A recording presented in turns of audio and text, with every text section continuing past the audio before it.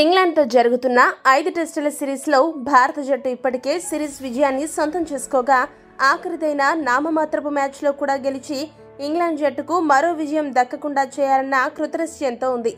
మరోవైపు ఇంగ్లాండ్ అయితే ఈ మ్యాచ్లోన ఖచ్చితంగా గెలిచి విజయంతో తిరిగి ఇంటికి వెళ్లాలన్న సంకల్పంతో ఉంది.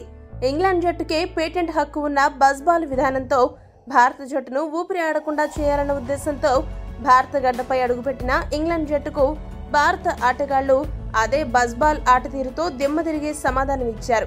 ఈ టెస్ట్ సిరీస్ లో సర్ఫరాజ్ ఖాన్ కు మూడో మ్యాచ్ లో అవకాశం దొరికింది.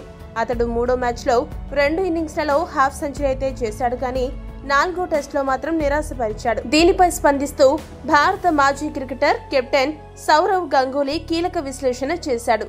సౌరవ్ గంగూలీ మాట్లాడుతూ ఏమన్నాడంటే, ఈ మధ్య కాలంలో దేశవాళీ క్రికెట్ లో సర్ఫరాజ్ ఖాన్ సృష్టించినంతగా పరుగుల వరద మరే ఇతర ఆటగాడు సృష్టించలేదు.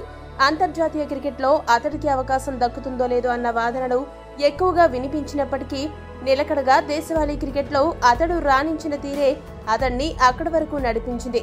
ఏది ఏమైనా సర్ఫరాజ్ ఖాన్ క్రికెట్ లో మిగతా ఫార్మాట్ల కంటే టెస్ట్ క్రికెట్ కే బాగా సరిపోతాడని నా అభిప్రాయం. 1-2 మ్యాచ్లు విఫలమైనా కూడా అతనికి అవకాశాలు కల్పిస్తూ ఉంటే ఖచ్చితంగా ఈ ఫార్మాట్ లో భారత జట్టుకు సుదీర్ఘకాలం సేవలందించే సత్తా అతనిలో ఉంది. అతడి ఆట తీరు టెస్ట్ క్రికెట్ కు అతికినట్లు సరిపోతుంది. దేశవాళీ క్రికెట్ లో అతడి రికార్డులే అందుకు నిదర్శనం.